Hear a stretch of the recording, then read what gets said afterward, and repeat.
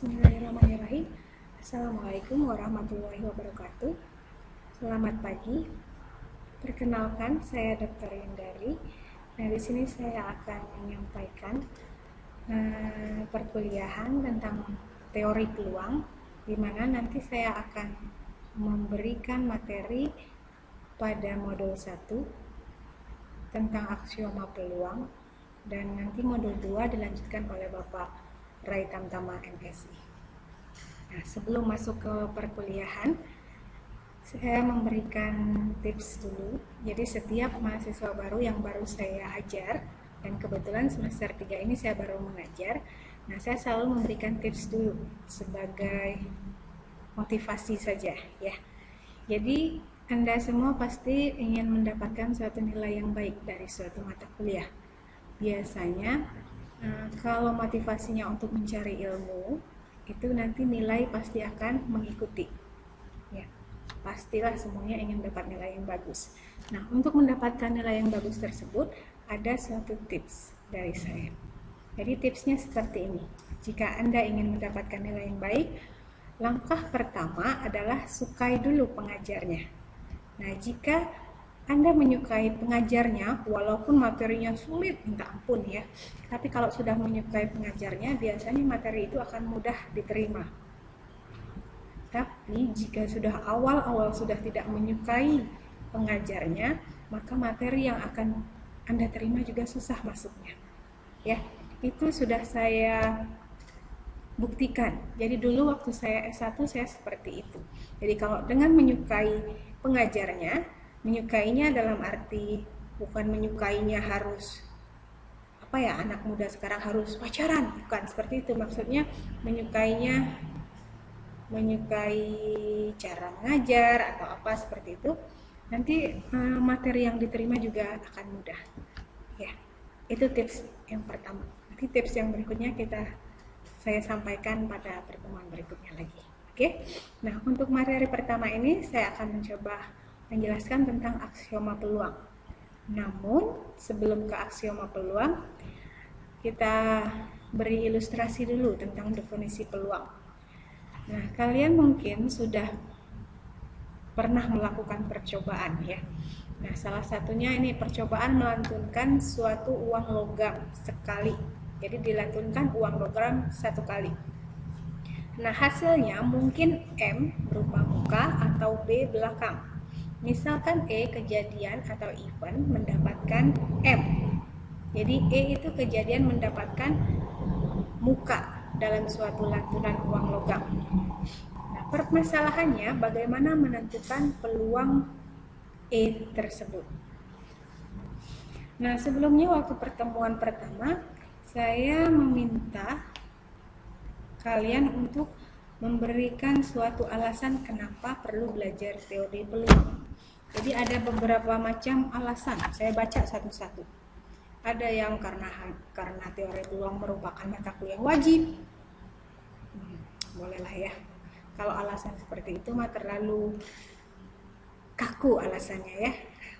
Tapi dari dari alasan-alasan yang kalian sampaikan di situ, saya bisa melihat mana mahasiswa yang mengikuti teori peluang ini dengan hati ataupun dari dorongan orang lain atau dorongan orang tua. Itu kelihatan dari semua hasil jawabannya. Jadi kenapa memilih teori peluang khususnya, dan pada umumnya kenapa memilih prodi matematika, kelihatan ya dari hasil yang kemarin saya beri tugas. Jadi sebenarnya ada dua alasan besar. Jadi secara teori peluang merupakan bagian penting dari matematika, di mana teori peluang itu memiliki struktur yang sangat indah. Indahnya di mana ya? Emang ada matematika yang indah ya? Nanti kita lihat ya.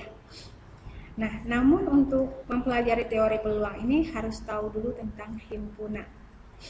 Nah, udah dari SD sepertinya sudah belajar himpunan ya, jadi tidak masalah. Terus alasan yang kedua, tadi secara teori seperti itu. Selanjutnya kalau secara terapan.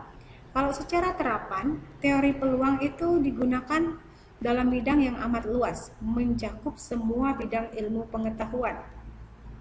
Nah, misalnya Anda ingin belajar naik mobil atau naik motor. Nah, motor sih kecil lah ya, mobil misalnya. Nah, untuk menaik mobil, kita harus tahu peluang nih. Wah, kira-kira saya akan nabrak tidak ya kalau saya belok melewati bundaran itu. Nah, itu ilmu peluang yang digunakan.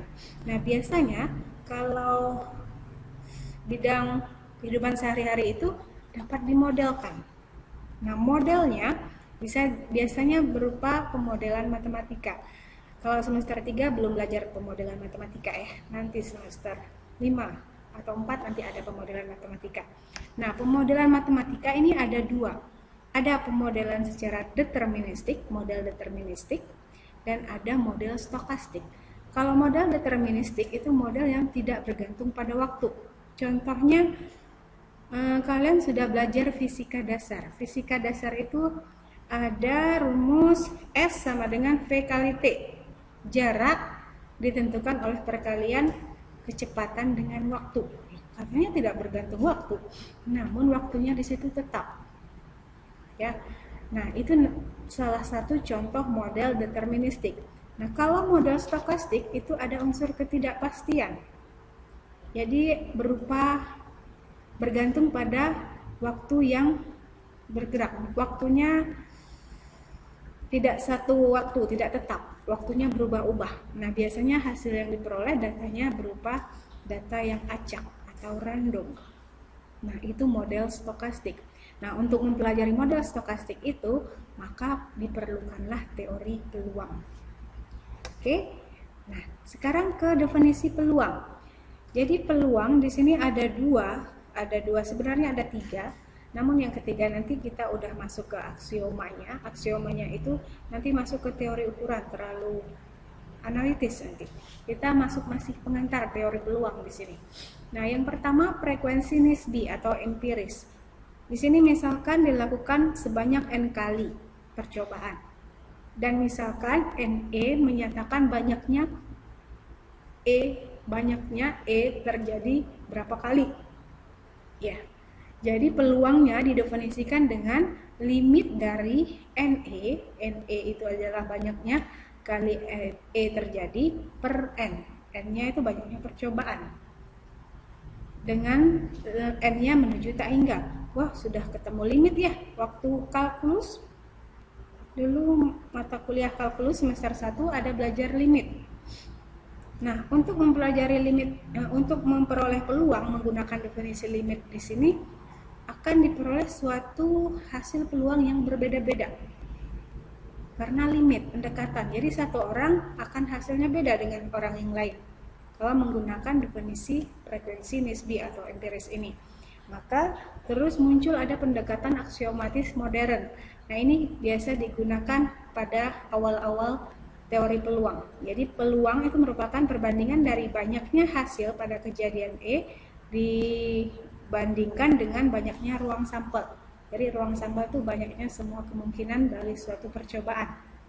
Ya, ini nanti kita sampaikan sedikit tentang ruang sampel.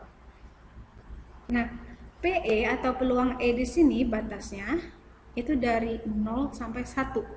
0 menyatakan kejadian yang mustahil terjadi. Contohnya, yang mustahil terjadi biasanya orang-orang dulu, nggak dulu juga ya, bilang nunggu kucing bertanduk. Nah, kapan ya kucing bertanduk? Nah, itu kan mustahil terjadi. Nah, itu biasanya peluangnya 0. Terus kalau yang 1, peluangnya 1 itu berarti sesuatu yang pasti terjadi, yaitu contohnya kematian. Kita semua pasti mati ya. Nah, itu peluangnya pasti 1. Nah, beberapa teori dasar peluang itu tadi sudah awal-awal sudah saya sampaikan. Ada teori himpunan, terus ada kombinasi permutasi, ruang sampel, baru kita masuk ke aksioma peluang. Jadi pertemuan hari ini belum ke aksioma peluang, baru ke teori dasarnya dulu. Nah, teori dasar yang pertama yaitu permutasi dan kombinasi. Apa sih bedanya? Ini waktu SD juga udah dapat ya, permutasi dan kombinasi. Kelas 6 SD, anak saya kelas 6 SD. Udah belajar nih permutasi kombinasi nih. Nah, enggak SD ya, 1 SMP salah. 1 SMP. Nah, permutasi dan kombinasi. Kalau dulu mungkin bedanya di ada yang berdasarkan urutan dan tidak berdasarkan urutan. Mana yang berdasarkan urutan, mana yang tidak. Nah, mungkin udah ada yang ingat ya. Nah, di sini kalau secara teoritis, definisi permutasi adalah untuk R-nya kurang dari sama dengan N, jadi N-nya selalu lebih besar dan boleh sama dengan R. Jadi permutasi merupakan banyaknya cara menyusun R unsur yang berbeda diambil dari sekumpulan N unsur yang tersedia. Sedangkan kombinasi banyaknya cara mengelompokkan R unsur yang diambil dari sekumpulan N unsur yang tersedia. Jadi ingat, perbedaannya kalau permutasi itu menyusun, sedangkan kombinasi itu mengelompokkan. Jadi kalau permutasi itu berdasarkan urutan, sedangkan kombinasi itu tidak berdasarkan urutan. Nah, rumusnya, jadi peluang permutasi P itu permutasi R unsur dari N unsur itu adalah N faktorial. N faktorial tahu ya? N kali N-1 kali N-2 kali dan seterusnya sampai kali 2 kali 1. Itu dibagi dengan N-R faktorial. Sedangkan kombinasi R unsur dari N unsur itu adalah N faktorial dibagi N-R faktorial dikali R faktorial. Oke, sekarang contohnya. Nah, contohnya nomor 1, banyaknya cara menyusun pengurus yang terdiri dari ketua, sekretaris, dan bendahara yang diambil dari 5 orang calon. Itu nomor 1. Yang kedua, suatu panitia yang beranggotakan 5 orang akan dipilih dari 17 orang. Ada berapa banyak panitia berlainan yang dapat dibentuk? Jadi dari 2 contoh ini kelihatan. Kalau yang nomor 1, pengurusnya udah tersusun. Urutannya ya sudah tersusun, ketua, sekretaris, bendahara. Berarti menggunakan permutasi untuk nomor 1. Dengan N-nya 5, R-nya 3. Karena ketua, sekretaris, bendahara ada 3. Tapi yang nomor 2 itu dipilih 5 orang dari 17 orang. 5 orang ini tidak tahu apakah ketua, apakah sekretaris, apakah bendahara, dan lainnya. Jadi nomor 2 itu tidak ada urutan, tidak ada susunan di situ. Maka, tapi dikelompokkan ada 5 orang. Maka yang nomor 2 itu menggunakan kombinasi. Itu beda permutasi dan kombinasi. Yang masih bingung, nanti kita buka di WA group saja ya. Nah, untuk mencarinya pasti semuanya sudah bisa ya. Di sini N-nya 5. Berarti 5 faktorial dibagi 5 dikurang 3 faktorial. 5 faktorial itu 5 kali 4 kali 3 kali 2 kali 1. 2 faktorial 2 kali 1. Berarti 2 faktorial sama 2 faktorialnya dicoret. Kenapa bisa dicoret? Karena perkalian. Jadi tinggal 3 kali 4 kali 5. Berarti ada 60. Itu untuk yang nomor 1. Yang nomor 2 juga sama, tapi di sini ada perkalian di penyebutnya. Jadi 17 faktorial dibagi 5 faktorial.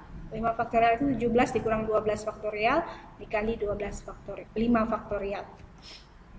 Maksudnya 17 dikurang 5 itu 12 faktorial dan 5 kali 5 faktorial dapat 6188. Itu perbedaan kapan menggunakan permutasi, kapan menggunakan kombinasi.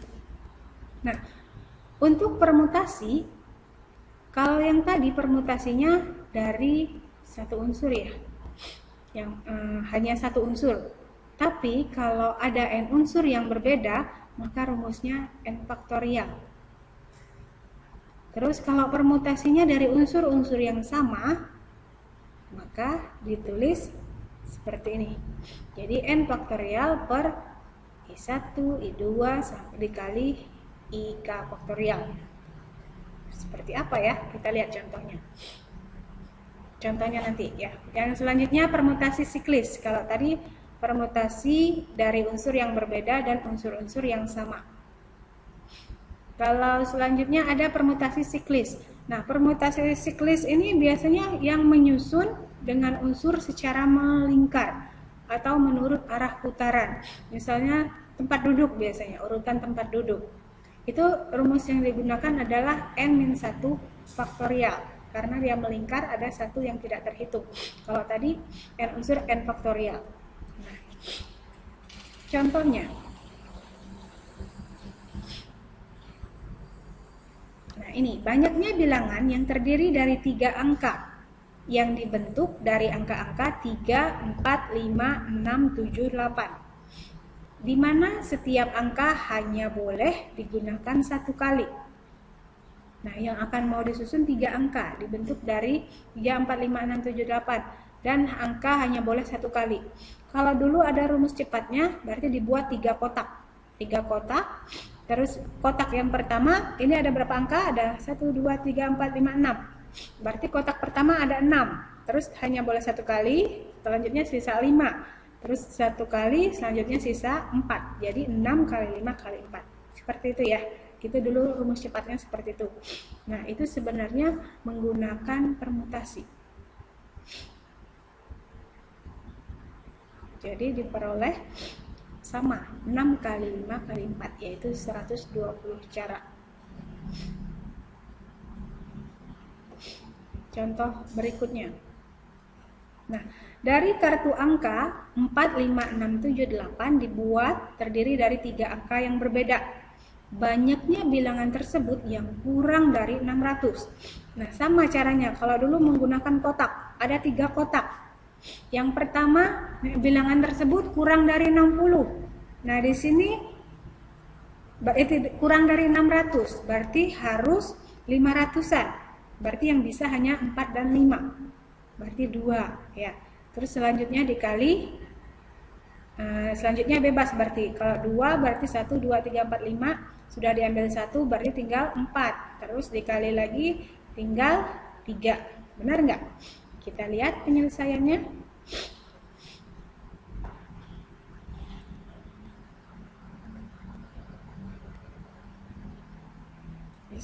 Nah, tadi sudah saya bilang angka ratusan diisi oleh 4 dan 5 karena tidak boleh lebih dari 600. Dan angka puluhan dan satuan diisi dengan memilih 2 dari angka 4. Dari 4 angka. Sehingga 2 kali permutasi 2 dari 4. Hasilnya 24. Tadi kita kalikan berapa tadi? 2 kali 4 kali 3. Benar ya, 24. Nah, sebenarnya itu adalah 2 kali permutasi 2 dari 4. Nah, contoh berikutnya lagi. Jadi di pertemuan ini saya beri contoh-contoh aja ya. Kalau sudah diberi contoh pasti nanti ada soal. Jadi silahkan dikerjakan. Nah, di sini terdapat 3 anak laki-laki dan 4 orang anak perempuan. Yang pertama, dengan berapa cara mereka dapat duduk berdampingan? Nah, ingat tadi kalau yang berdampingan berarti dia yang permutasi siklis. Terus yang B, dengan berapa cara mereka dapat duduk berdampingan? Ada syarat lagi.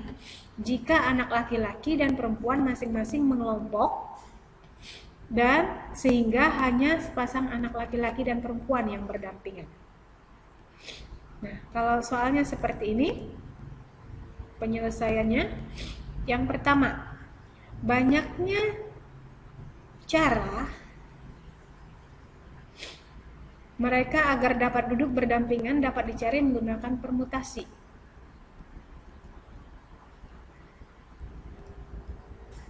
Nah, lihat tadi ada 7 ya, 3 anak laki-laki, 4 anak perempuan. Berarti yang pertama 7 faktorial, n faktorial.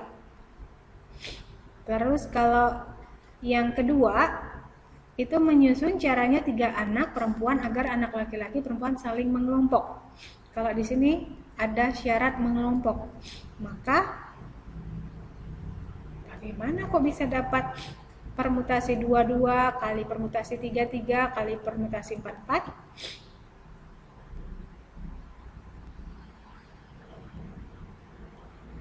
Ada yang bisa jawab?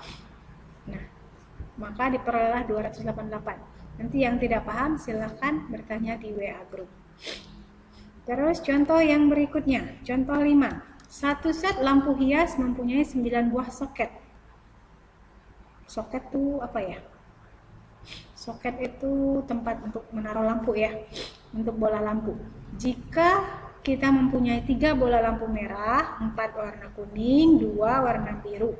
Tentukan jumlah susunan yang dapat kita buat untuk menempatkan ke-9 bola lampu tersebut ke dalam soketnya. Ingat, 3 merah, 4 kuning, 2 biru. Ditanyakan jumlah susunan. Maka menggunakan permutasi, ini adalah permutasi dengan n elemen berbeda tadi, maka diperoleh 9 faktorial per 3 itu merah, 4 biru, 2 kuning. Jadi diperoleh 1260. Itu cara menyusun dari 9 bola lampu tersebut. Contoh yang berikutnya, 5 orang calon presiden tahun 2014. Benar gak ya? Duduk di sebuah meja berbentuk lingkaran. Nah, ini yang siklis ya. Untuk saling berdiskusi. Ada berapa cara untuk menyusun kursi para calon? Nah, berarti 5 dikurang 1 faktorial. Ada 24 cara. Ini contoh yang permutasi siklis. Itu contoh yang permutasi. Sekarang yang kombinasi. Seorang siswa diharuskan mengerjakan 6 dari 8 soal, tetapi nomor 1 dan 4 wajib dikerjakan. Banyaknya pilihan yang dapat diambil oleh siswa adalah, nah kalau ini kan mengelompokkan, jadi menggunakan kombinasi. Jadi penyelesaiannya,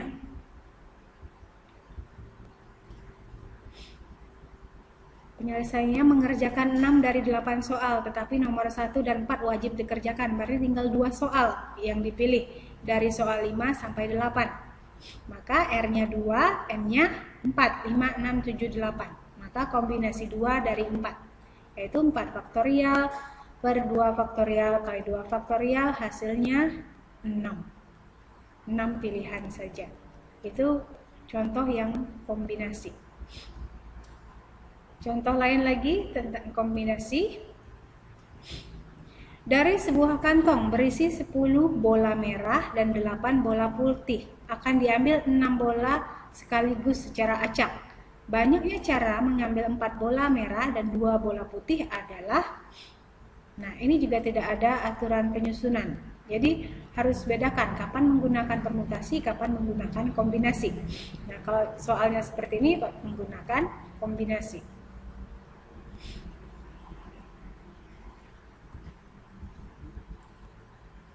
Yang pertama, mengambil 4 bola merah dari 10 bola merah. Berarti R-nya 4, N-nya 10. Kombinasi 4 dari 10.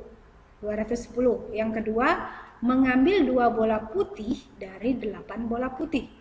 Berarti R-nya 2, N-nya 8. Maka kombinasi 2 dari 8, yaitu 28. Jadi banyaknya cara mengambil 4 bola merah dan 2 bola putih adalah dikalikan. Jadi kombinasi 410 dikali kombinasi 28. Hasilnya 5880. Nah, itu beberapa contoh tentang permutasi dan kombinasi. Mudah-mudahan kalian semua paham, karena ini masih dasar ya. Dan menggunakan logika, sudah belajar logika ya. Nah, kalau sudah paham, silahkan kerjakan soal ini, ada 4 soal. Dan sebelum mengerjakan soal ini, silahkan dirangkum materi pertemuan hari ini, dicatat, silahkan dicatat di buku catatannya, tidak dikumpul, tapi perlu Anda pahami saja.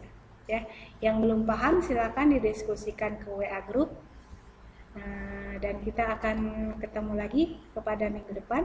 Di mana minggu depan kita belum masuk ke aksioma peluang, tapi kita sedikit membahas tentang teori himpunan dan ruang sampel.